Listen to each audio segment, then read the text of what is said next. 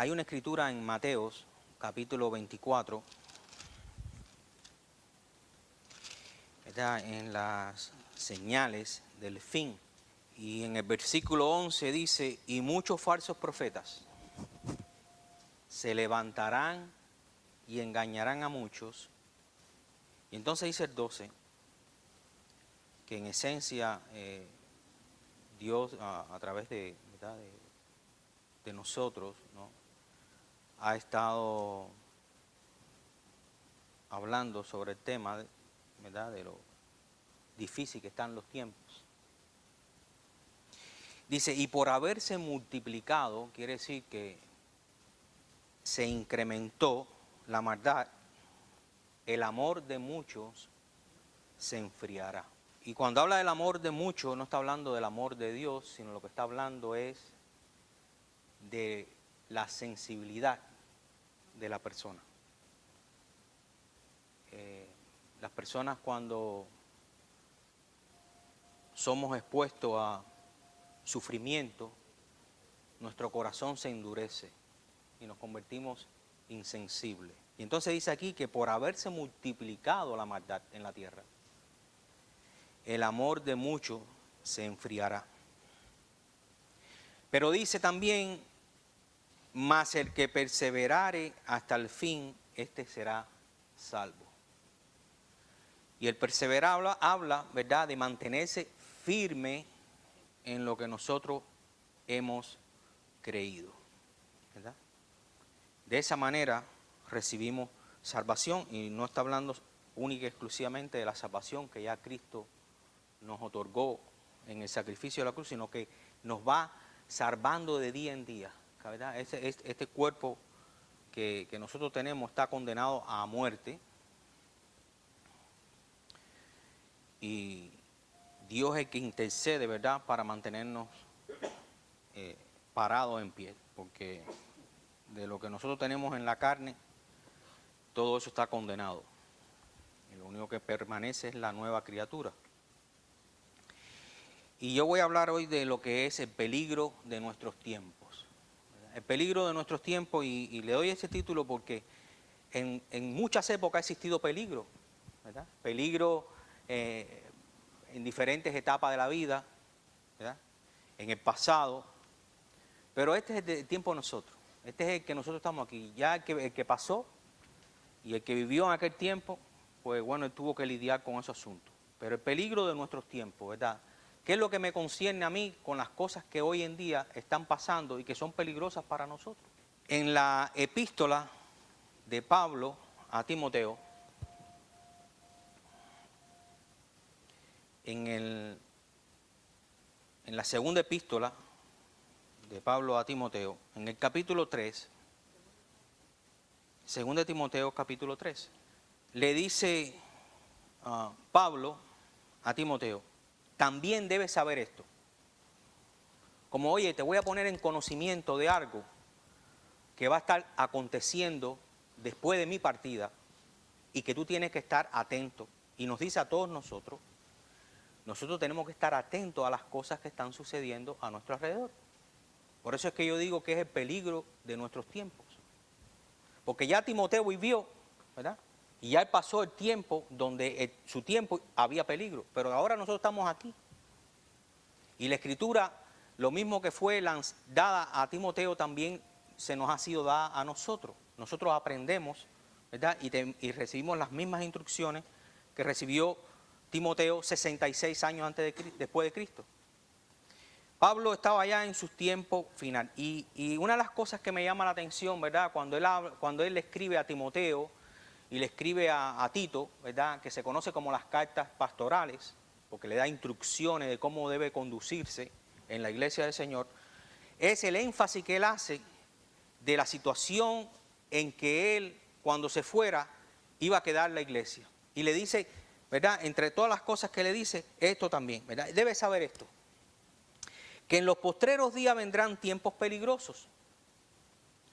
Y los postreros días habla de todo aquello que viene adelante, ¿no? Los postreros días vendrán tiempos peligrosos, porque habrá hombres amadores de sí mismos, ávaros, vanaglorioso, soberbio, blasfemo, desobediente a los padres, ingrato, impío, sin afecto natural, implacable, calumniadores, intemperantes, crueles, aborrecedores de lo bueno, traidores, impetuosos, infatuados, amadores de los deleites más que de Dios.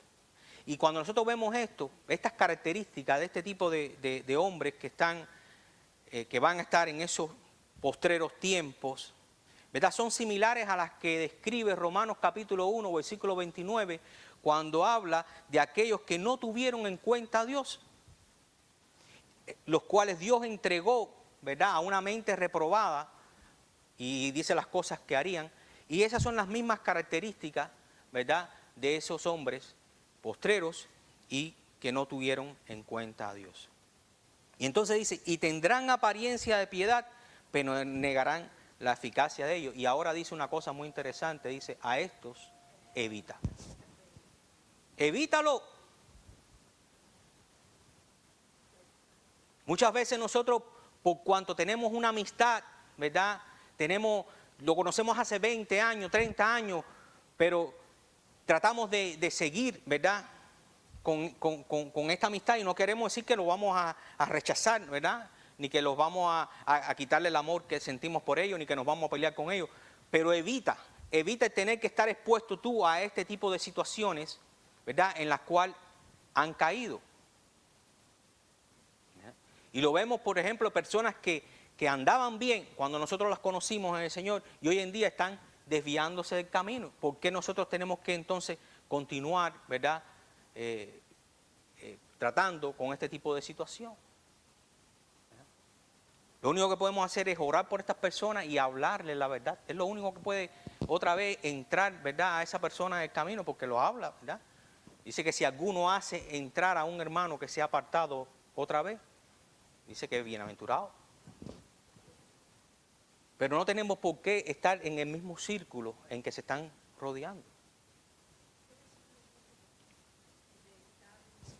Estamos en 2 de Timoteo, capítulo 3, versículo 5. A esto evita. Y evitar habla, ¿verdad?, de que si él viene por aquí, coge tú por allá. ¿Verdad? Cuando nosotros vemos algún problema, ¿qué es lo que nosotros hacemos? Evitamos el problema, nos vamos fuera de ese camino por donde está ese problema. Porque de estos son los que se meten en las casas y llevan cautivas a las mujercillas. Y cuando habla de este tipo de personas, de este tipo de mujeres, está hablando de mujeres de poca, ¿verdad?, estimación, de poco porte, ¿verdad?, que están cargadas de pecado y arrastradas por sus diversas concupiscencias. Son personas que están rotas, que lo que están buscando es un cambio en su vida, que no están satisfechos ni conformes con la condición en la que están.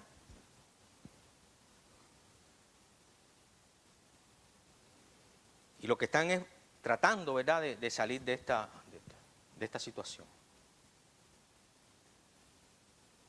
Y hoy lo vemos, ¿verdad?, en los jóvenes, ¿no? Los jóvenes, ¿verdad?, están expuestos, ¿verdad?, a todo este tipo de filosofía y ideologías diabólicas, ¿no? Y lo vemos en el mismo, inclusive, el mismo resultado de las votaciones hoy en día. ¿A dónde se están inclinando los jóvenes? ¿A quién se están inclinando? Y yo no digo que se deben de inclinar al otro. Yo lo que digo es que si no te inclinas a nadie, mantente firme, ¿verdad? Pero no tienes por qué ir con la corriente del mundo, ¿verdad? ¿Dónde es que está el semillero, ¿verdad?, de los comunistas, de los socialistas, de los hinduistas, de todo este tipo de, ¿verdad?, de cosas, ¿no?, de budistas y cuantas religiones y cuantas cosas raras existen? ¿Dónde está el semillero hoy? ¿En los colegios, en las universidades?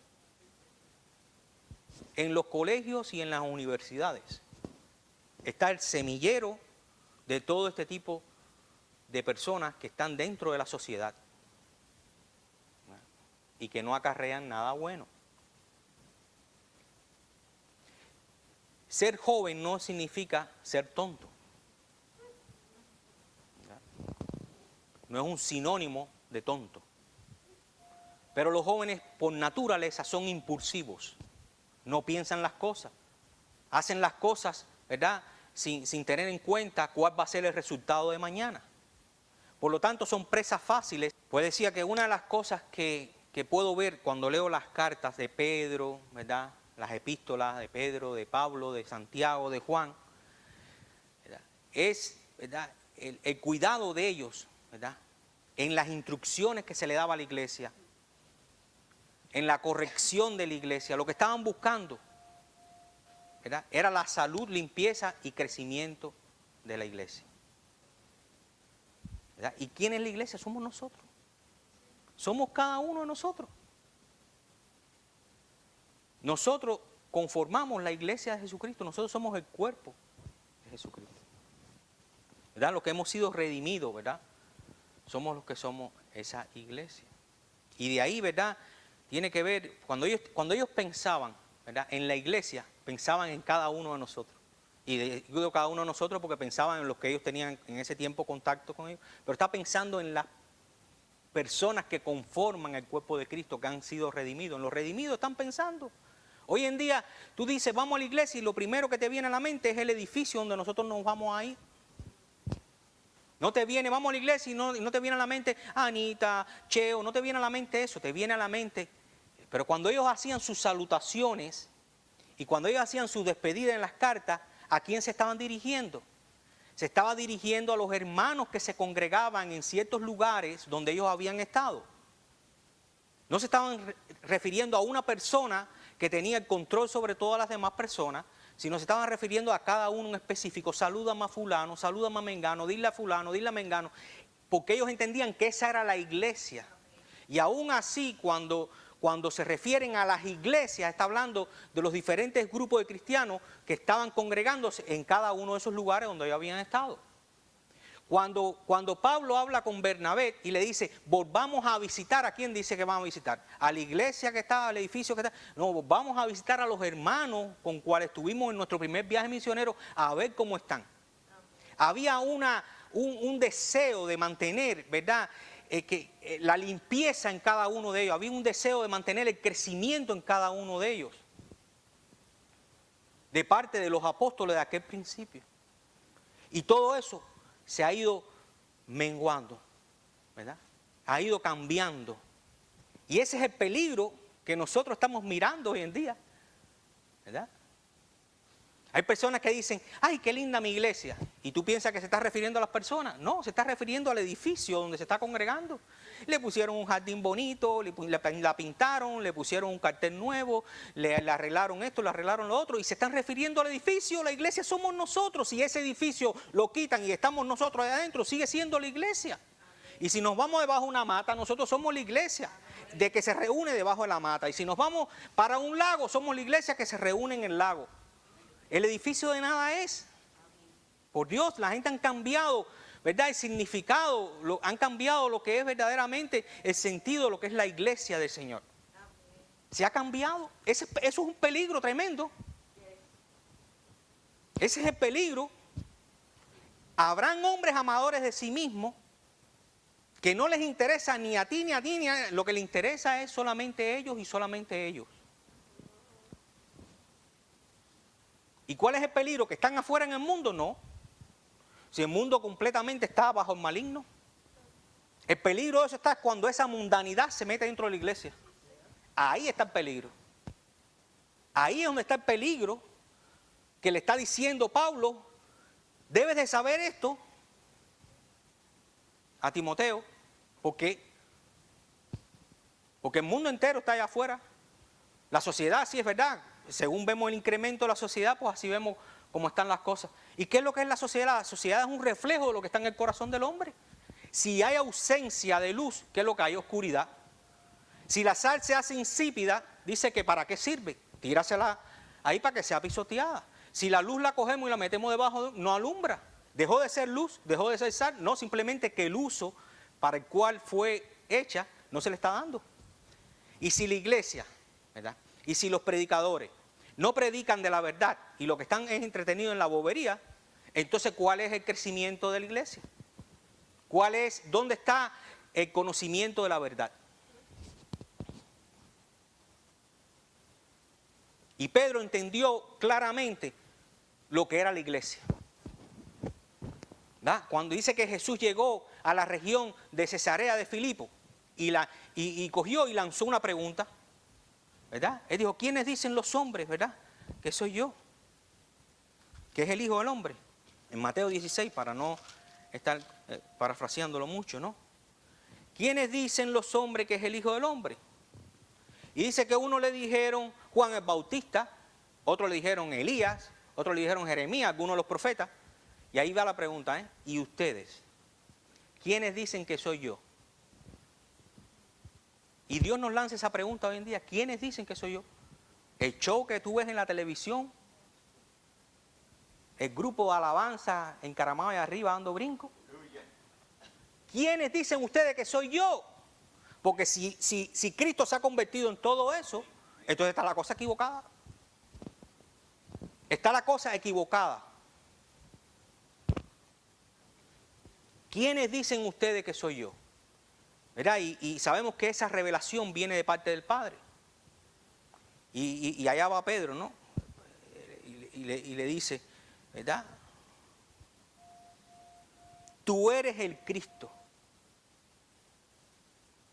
el Hijo del Dios viviente. El enviado de Dios eres tú. Eso es lo que significa Cristo. El Mesías eres tú. Y respondiendo Jesús le dijo, ¿verdad? Bienaventurado eres Simón, hijo de Jonás, porque no te lo reveló carne ni sangre, sino mi Padre que está en los cielos. Y yo también te digo que tú eres Pedro. El cambio de nombre vino por causa de la revelación. En cuanto recibió la revelación del Padre, vino el cambio de nombre. Y Pedro lo entendió de esa manera. Y le dijo, y sobre esta roca edificaré mi iglesia. Mi iglesia, no la iglesia de nadie. La iglesia no es propiedad de ningún hombre. La iglesia pertenece a Jesucristo. Y tal es así que Pedro entendió lo que Jesús le transmitió en ese momento, que en primera de Pedro capítulo 2, versículo 5, él dice, vosotros, en el 4, dice, acercaos a él piedra viva, desechada ciertamente por los hombres, mas para Dios escogida y preciosa, el Mesías, el enviado de Dios, piedra viva. Dice, vosotros también como piedras espirituales, y ahí estamos todos nosotros, por eso es que todos nosotros somos Pedro también, porque hemos recibido la revelación de quién es Jesucristo, la verdad. Y entonces nos dice a nosotros también, como se le dijo a él nos dice a nosotros, ustedes como piedras vivas, ¿verdad? Edificado como casa espiritual y sacerdocio santo para ofrecer sacrificios espirituales aceptables a Dios por medio de Jesucristo. Entendió bien lo que el Señor Jesús le transmitió con relación a lo que es la iglesia, que no está conformada de 4 paredes ni un techo, sino que está conformada por cada uno de nosotros, ¿verdad? Que vinimos al Señor con 17,000 defectos y 17,000 problemas, con los cuales, ¿verdad?, todos estos hermanos del principio buscaban de alguna manera que nuestras vidas fueran transformadas, no con palabras de hombres enseñadas, sino con la palabra de Dios. Con sabiduría, no de hombres, sino dice que de lo alto. Buscaban que nuestras vidas, nuestra salud, ¿verdad?, fuera una salud buena como iglesia, que hubiera una limpieza. Por eso es que hablan de corrección, tienes que corregir esto, tienes que corregir lo otro, porque lo que están buscando es depurar, quitar todo aquello que no sirve, que está dentro de la iglesia, para que entonces haya crecimiento. Hoy hay un gran número de personas que están más interesados en la salud y el crecimiento de su ministerio que de la salud y el crecimiento de cada uno de nosotros.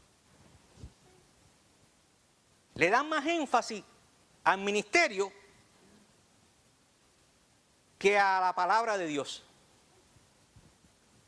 Y nosotros lo único que hacemos es ocupar un número más, porque es un asunto de probabilidades, ¿verdad? Mientras más hay, más ganamos. Es un problema de negocio. Hoy las congregaciones se han convertido en negocios. Y yo no estoy hablando de la iglesia de Jesucristo. El Señor guarda su iglesia. Él tiene su mano puesta sobre su... Pero estoy hablando de los hombres que está describiendo en el principio, que son tiempos peligrosos, que tienen unas ciertas características que se van a meter dentro de la iglesia, ¿verdad? Y a él le está diciendo, estate atento a esto y a esto evita. Por eso que uno tiene que estar firme en lo que ha creído y firme en la fe, ¿verdad?, que ha creído, ¿verdad? En diversidad de veces se nos habla estar firme en lo que han creído. Porque de esa manera es la única manera de cuando viene lo de afuera, que no es, espérate un momento. La palabra de Dios dice esto y esto, pero ¿qué van a hablar de la palabra de Dios si no conocen la palabra de Dios? Están más interesados, ¿verdad?, en eso. ¿Están interesados en el crecimiento espiritual tuyo? No. ¿Verdad? Están interesados en el asunto de hacer crecer, ¿verdad?, hacer crecer la congregación. De ahí entonces la doctrina del igle crecimiento, que se ha hecho tan popular, ¿verdad?, que vino del G12, de allá de Colombia, el igle crecimiento. 40,000 personas se reúnen en la iglesia de Joe Austin. 40,000 personas. Aquello cuando es la salida y la entrada, aquello parece un mall. Escaleras eléctricas a diestra y siniestra. ¿Y qué están recibiendo? Digo yo, pues me pregunto yo, hermano. Y yo no estoy criticando, yo lo que estoy mirando es lo que yo veo, lo que mis ojos ven, ¿verdad? Hace poco le mandé a Alina un video de la esposa de Joe Austin, Victoria, las cosas que dijo, ya que tengan más adelante pueden oírlo, ¿verdad? La iglesia de Dios es una. Las empresas escondidas, hermano, escondidas detrás del nombre de Cristo son muchas. La iglesia de Dios es una. La iglesia de Jesucristo es una. Pero las empresas que están escondidas detrás del nombre de Cristo son muchas. Son empresas. Hoy en día lo que le interesa solamente es la prosperidad económica y el bienestar. No le interesa nada más. Y ruedan la iglesia como si fuera una empresa. Necesito que entre tanto presupuesto por aquí, que salga para allá y que yo cambio aquí, cambio allá, y si traigo al grupo de alabanza que me va a generar tanto dinero, entonces con este dinero hacemos esto. Son empresas, pastores asalariados, no son pastores con un llamamiento, como vemos aquí en las epístolas, ¿verdad? Pablo preocupados, por amor de Dios te pido que hagan esto, que hagan. Santiago por el otro lado, no se dejen llevar por las corrientes de este mundo, Pedro por allá, y Juan diciendo, por favor, hermanos míos, los quiero, los amo, porque lo que había era un dolor por cada uno de los que estaban congregados, porque estaban pasando un momento de tribulación, donde lo estaban cogiendo y los ponían como antorchas en los circos romanos y le daban candela, a los otros se los tiraban a los leones, a otros los sentaban en sillas, ¿verdad?, de fuego, de hierro, aliente ahí para que negaran el nombre de Cristo, y esa gente estuvieron ahí y murieron como mártires, porque lo dice la Escritura en Hebreos capítulo 11, los mártires de la fe, murieron ahí sin negar a Cristo. Ellos estaban pasando por problemas igual que están pasando hoy en día muchos cristianos en muchas partes del mundo. Aquí en los Estados Unidos la tenemos regalada, hermano. Hasta el momento, ¿eh? Porque ya vemos ya como la tendencia viene barriendo y viene barriendo y viene barriendo y viene barriendo y te la quieren poner de todas maneras. Por eso que decía Anita, lo único que hay que hacer es poner los ojos en Él y esperar en Él y más nada que eso. Porque si ponemos los ojos en los hombres, estamos mal, muy mal. No hay esperanza en este mundo, hermano. Este mundo está condenado a morir como murieron aquellos en el principio. No por agua, pero por fuego, dice. a desaparecer. Esto no tiene arreglo. Esto no tiene arreglo. ¿Qué sucedió en Génesis capítulo 6? Dice que el problema estaba en el corazón de esa gente, que estaban inclinados al mal y que no se iban a arrepentir de lo que estaban haciendo, por lo cual Dios dice que tuvo que raer la tierra de todo. Y hoy el problema está en el corazón del hombre. Si el corazón no lo cambia Dios por su palabra y soberanamente, y de hecho déjeme decirle que hay testimonio de hermanos que viven en los países musulmanes que están recibiendo revelación directa de Jesucristo. No pueden entender lo que le está diciendo, pero dicen que en cuanto oyen la palabra, ¿verdad?, de alguien que por gracia va allí y les predica, dice que entonces entienden lo que se le trató de decir a través de esa revelación. Lo están teniendo a través de sueños, lo están teniendo a través de visiones, porque Dios conoce a los que son suyos. Y Él no va a venir hasta que el número de los escogidos no haya llegado a esa cantidad. Dios conoce los que son suyos. Y puede estar el mundo virado al revés, pero Dios sigue sacando gente del mundo. Y sigue diciendo, este es mío, este es mío, este es mío. Este me lo llevo conmigo. Esta carta, ¿verdad?, a Timoteo fue escrita entre el año 65, 67, después de Cristo, ya Pablo, ¿verdad?, a punto. Pero mira cuántas cosas le dice, ¿verdad? Porque una carta que lo que tiene son 4 capítulos, tanto énfasis que le hace lo mismo, lo mismo, lo mismo. ¿Por qué Pablo martillaba en lo mismo, lo mismo? Porque podía haberle dado instrucciones de tantas cosas, pero le daba instrucciones sobre lo mismo, sobre lo mismo, sobre lo mismo. Porque él sabía que cuando él se fuera, ¿verdad?, si Dios soberanamente no la preservaba, aquello iba abajo. A los Gálatas le dijo en una ocasión, ¿quién os estorbó? ¿Corrían bien? ¿Quién vino que se metió aquí y los fascinó? Le hizo un hechizo, lo que le dijo. Si ustedes corrían bien, en un momentico, un abrir y cerrar de ojos, enseguida viene, ¿verdad? Porque dice que está como león rugiente. La gente desestima en eso. La gente no le da la importancia que el diablo está como león rugiente buscando a quien devorar. La única manera que no nos va a devorar a nosotros es porque la sangre de Cristo, ¿verdad?, y la vida de Cristo está sobre nuestras vidas, si no arrasa con nosotros también. Porque es a los que más odio le tiene. Porque somos propiedad de Dios. Le dice en 2 de Timoteo 4, 3, 5, le dice, porque vendrán tiempos cuando no sufrirán la sana doctrina. Estos hombres que él describió al principio con estas características, dice que no van a hablar, ¿verdad?, la sana doctrina. Primeramente porque son personas que están en contra a Dios. Tienen apariencia, hermano. Una apariencia no es lo genuino, es una imitación. Tienen apariencia de piedad, pero negarán la eficacia de ella, dice.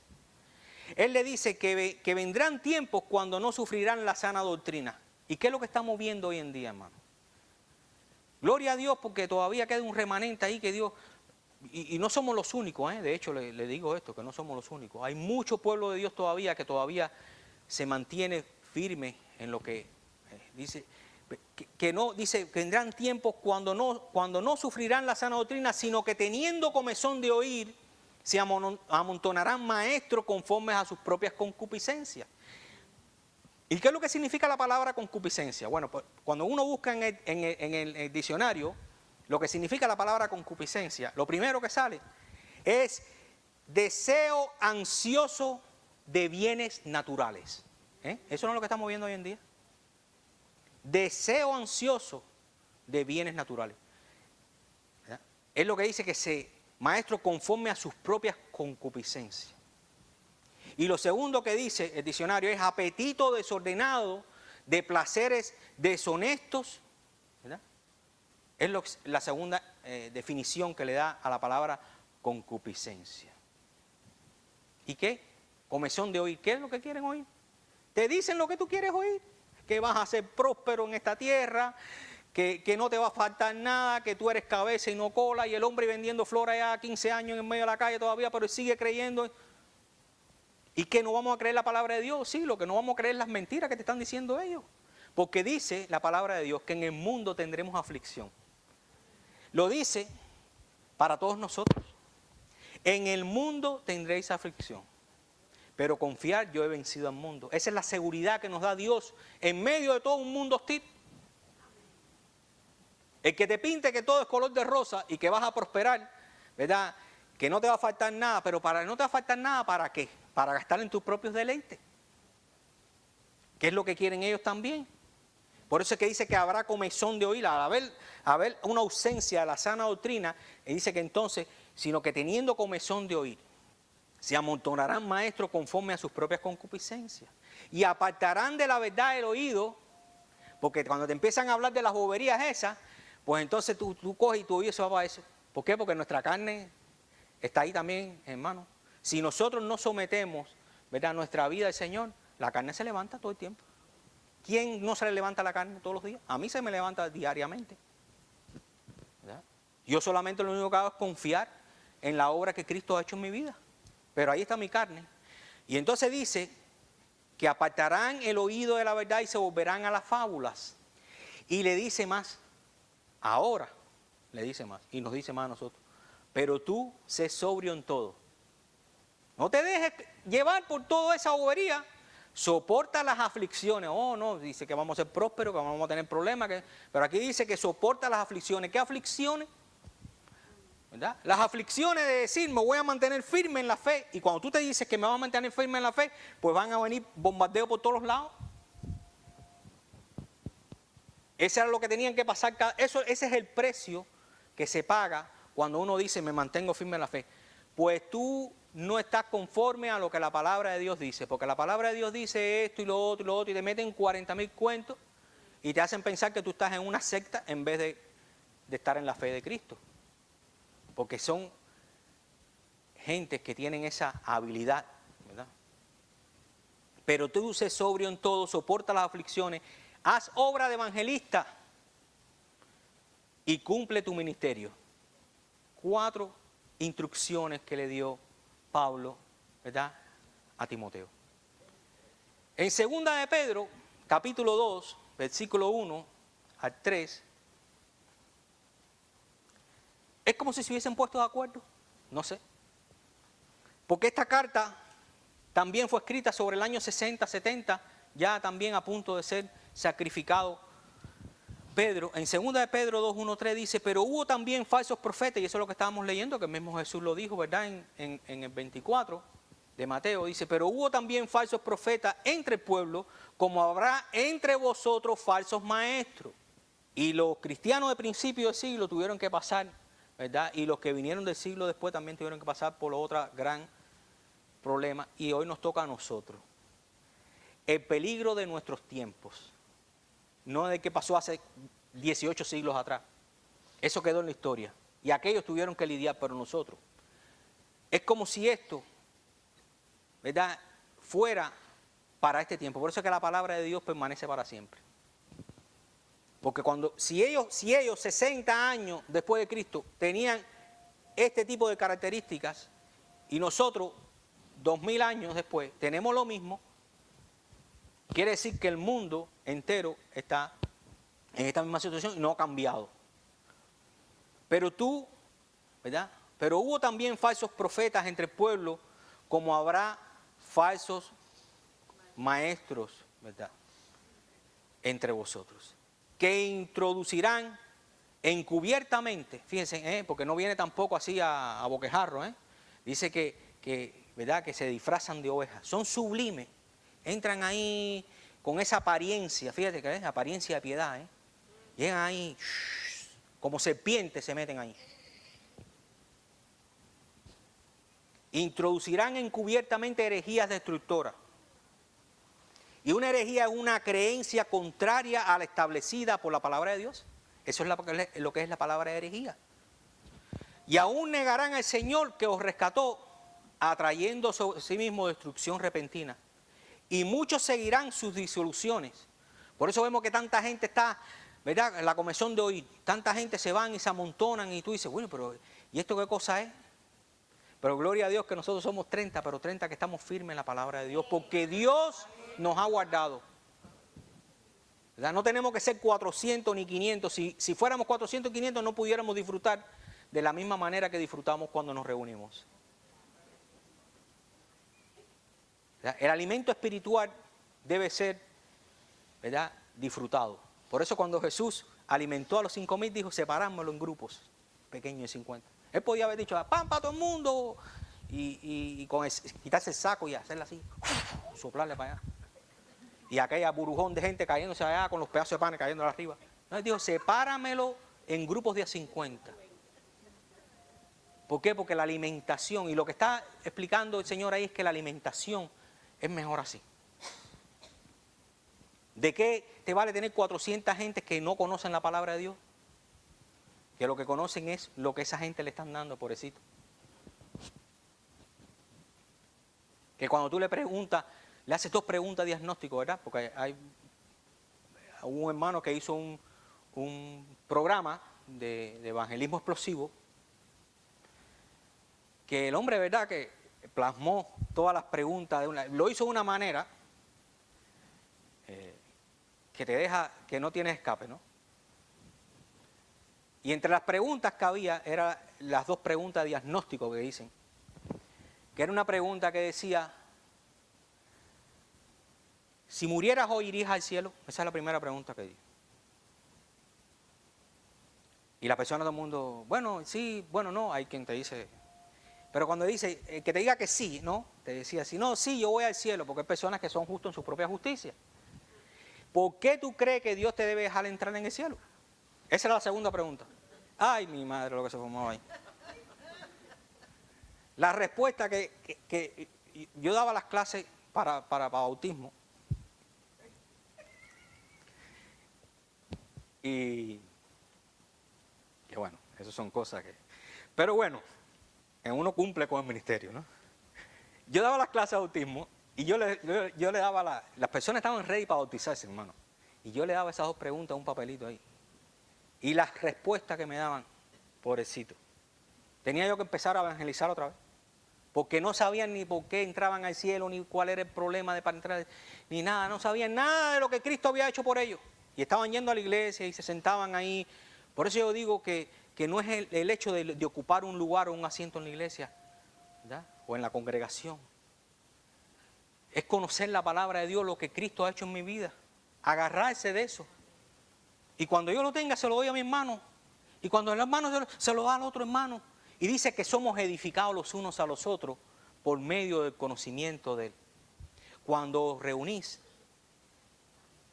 unos tienen salmos, otros tienen palabras, ¿verdad? Ese es el asunto de la iglesia. Y dice que muchos seguirán sus disoluciones, por causa de las cuales el camino a la verdad será blasfemado. Y por avaricia, vuelve otra vez, harán mercadería de vosotros con palabras fingidas.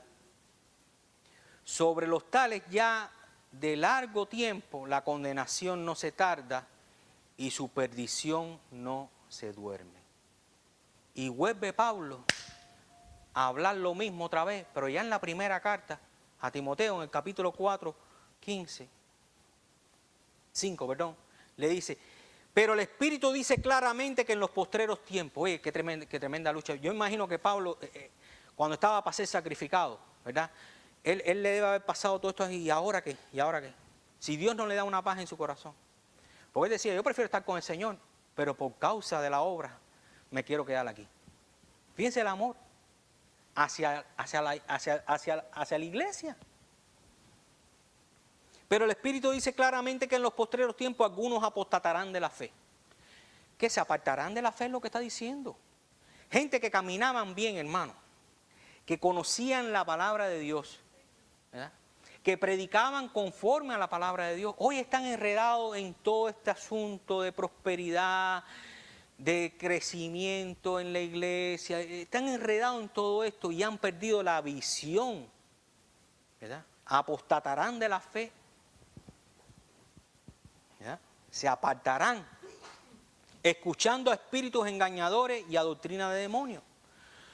por la hipocresía de mentirosos que teniendo cauterizada la conciencia prohibirán casarse, una cosa que ha instituido Dios, que es el matrimonio, y mandarán abstenerse de alimento que Dios creó para que con acción de gracias participemos todos de ellos, los creyentes y los que han conocido la verdad. Porque todo lo que Dios creó es bueno y nada es de desecharse si se toma con acción de gracia, porque por la palabra de Dios y por la oración son santificadas. Y ahí mismo en 1 Timoteo, como le habló Pablo a Timoteo sobre el asunto, le dice, en el capítulo 6, 3:10 dice, si alguno enseña otra cosa y no se conforma a la sana palabra de nuestro Señor Jesucristo y a la doctrina que es conforme a la piedad, está envanecido, nada sabe y delira acerca de cuestiones y contiendas de palabras de las cuales nacen envidia, pleito, blasfemias y malas sospechas. Dice, disputas necias de hombres corruptos de entendimiento y privados de la verdad. No conocen la verdad. Y que toman la piedad como fuente de ganancia. Y ahora le dice una cosa más. Apártate de los tales. Evítalo. Y ahora le dice, apártate de los tales. No te reúnas con esa gente. Dice, pero gran ganancia es la piedad acompañada de contentamiento. Eso no es lo que se está enseñando hoy en día. Porque nada hemos traído a este mundo, escucha bien, y sin duda nada podemos sacar. ¿De qué te vale tener 3 jets, un aeropuerto y 17 casas? Si no sabes ni el día que te vas a morir. Y todo se queda. Te vas exactamente como viniste, peor. Porque la vida eterna no está reservada para ti. Hermano, es una realidad. Tienes a Cristo, tienes la vida eterna. No tienes a Cristo, estás condenado al infierno. La gente no quiere hablar de eso, pero es la realidad. Si le hablaran de eso, tal vez, no sé, reaccionaran, ¿verdad? Pero no se le habla de eso. No se le habla después de la muerte. Porque esto es pasajero. Son 50, 30, 40, 70, 80 años, pero te vas. Si no ha venido el Señor por nosotros y nos transforma en ese momento, nos vamos todos. Pero ¿para dónde nos vamos? Y ahí es donde está la pregunta. ¿Para dónde nos vamos cuando muramos? Y aquí dice, pero gran ganancia es la piedad acompañada de contentamiento, porque nada hemos traído a este mundo y sin duda nada podemos sacar. Así que teniendo sustento y abrigo, estemos contentos con esto. ¡Ay, mi madre! Santo Dios. Porque los que quieren enriquecerse caen en tentación del lazo y lazo. Caen en tentación y lazo. Y en muchas codicias necias y dañosas que hunden a los hombres en destrucción y perdición. Porque la raíz de todos los males es el amor al dinero, el cual codiciando algunos se extraviaron, es decir, que corrían bien, se fueron en pos de toda la porquería esta que hay hoy en día, y dice que se han extraviado de la fe y fueron traspasados con muchos dolores, ¿verdad? Porque el Señor, si tú eres de Él, aunque tenga que amachucarte a palo limpio, ¿verdad? Te vas con Él. Y fueron traspasados con muchos dolores. El sufrimiento de haber cambiado la vida de Cristo por las ganancias, por las cosas de este mundo. ¿Qué podemos hacer? Si sabemos lo que está sucediendo, Dios nos ha avisado, nos ha puesto en conocimiento de poder discernir lo que está sucediendo allá afuera. Así como el hombre puede discernir los tiempos, ¿verdad? Cuando el Espíritu de Dios está en uno, uno puede discernir las cosas espirituales que están pasando alrededor de uno. Dice 1 Corintios 16, ¿qué es lo que nosotros debemos hacer? Velar y estar firmes en la fe. Eso lo dice en 1 Corintios capítulo 16. Velad y estar firmes en la fe. Mirar cómo está todo, ¿verdad? Y estar firme. Hacer todas las cosas con amor. En 2 de Timoteo, le dice, te encarezco delante de Dios y del Señor Jesucristo, que juzgará a los vivos y a los muertos en su manifestación y en su reino, que prediques la palabra. Ahí está lo otro, ¿verdad? Velar, estar firmes en la fe, hacer las cosas en amor. Y aquí dice que prediques la palabra, que inste. Exhórtalo allí a tiempo y fuera de tiempo. Redarguye. Reprende. A eso no lo quiere nadie. Exhorta en toda paciencia y doctrina. Doctrina, la doctrina de Cristo. Y en 2 Timoteo capítulo 2 dice, tú pues, hijo mío, esfuérzate en la gracia que es en Cristo Jesús. Lo que has oído de mí ante muchos testigos, porque nosotros somos testigos ante el mundo, esto encarga a hombres fieles que sean idóneos para enseñar también a otros. Dice, tú pues sufre penalidades como buen soldado de Jesucristo. Ninguno que milita se enreda en los negocios de la vida. Ninguno que ha sido llamado por el Señor. Ninguno de nosotros, hermano, se enreda en los negocios de la vida. Tenemos que trabajar, tenemos que producir, pero eso no puede ser en lo que nosotros hemos puesto nuestra mirada y nuestra vista. Nuestra vista y nuestra mirada tiene que estar puesta en Jesucristo. Todo el tiempo. Ninguno que milita se enreda en los negocios de la vida a fin de agradar a aquel que lo tomó por soldado. Y también el que lucha como atleta no es coronado si no lucha legítimamente. El labrador, para participar de los frutos, debe trabajar primero. Considera lo que digo. Analízalo. Piénsalo, lo que te estoy diciendo. Considéralo. El Señor te dé entendimiento en todo. Cuando nosotros pensamos y comprendemos las cosas, dice que Dios abre nuestro entendimiento en todas las cosas que son concernientes a la vida de Él. Acuérdate de Jesucristo, del linaje de David, resucitado de los muertos, conforme a mi evangelio. Está diciendo, ¿verdad?, el sacrificio, ¿verdad?, de Cristo Jesús. El evangelio de la salvación. Y aquí dice, en el cual sufro penalidades.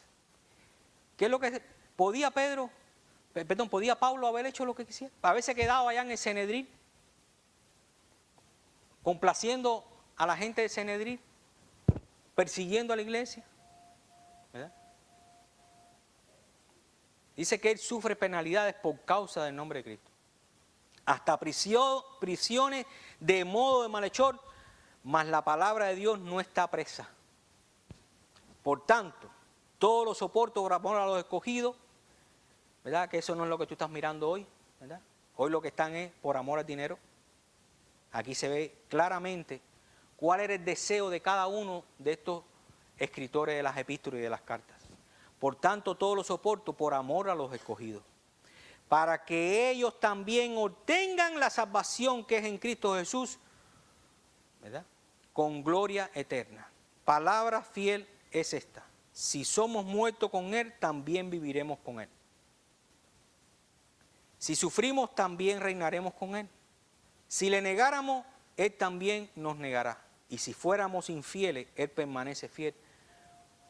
Él no puede negarse a sí mismo. ¿Cuántas veces fallamos? El Señor permanece fiel. Él no se puede negar a sí mismo. La vida que está en nosotros, que le pertenece a Él, no se puede negar. Procura con diligencia presentarte a Dios aprobado como obrero que no tiene de qué avergonzarse, que usa bien la palabra de verdad. En el 19 dice, pero el fundamento de Dios está firme teniendo este cielo. Conoce el Señor a los que son suyos y apártese de iniquidad todo aquel que invoca el nombre de Cristo. En el 24 dice, porque el siervo del Señor no debe ser contencioso, sino amable para con todos, apto para enseñar, sufrido, que con mansedumbre corrija a los que se oponen, por si quizás Dios les conceda el arrepentimiento para conocer la verdad y escapen del lazo del diablo en en el que están cautivos a voluntad de Él. Eso es lo que podemos hacer ante todas las cosas que nosotros estamos viendo. Padre, gracias, Señor, por tu palabra. Gracias por tu vida. Gracias porque tú permaneces fiel, Señor, en medio de todas estas circunstancias, en todas estas cosas que nosotros estamos viendo, Señor. Te pedimos que nos guarde como hijos tuyos, como congregación, como iglesia también, Señor. Que tú nos libres, Señor, de todo aquello que está afuera, Señor, y que de alguna manera está tratando de penetrar e introducirse, ¿verdad?, de una manera sublime en medio de tu iglesia. Guarda tu iglesia, Señor. Guarda a los que son tuyos, Señor.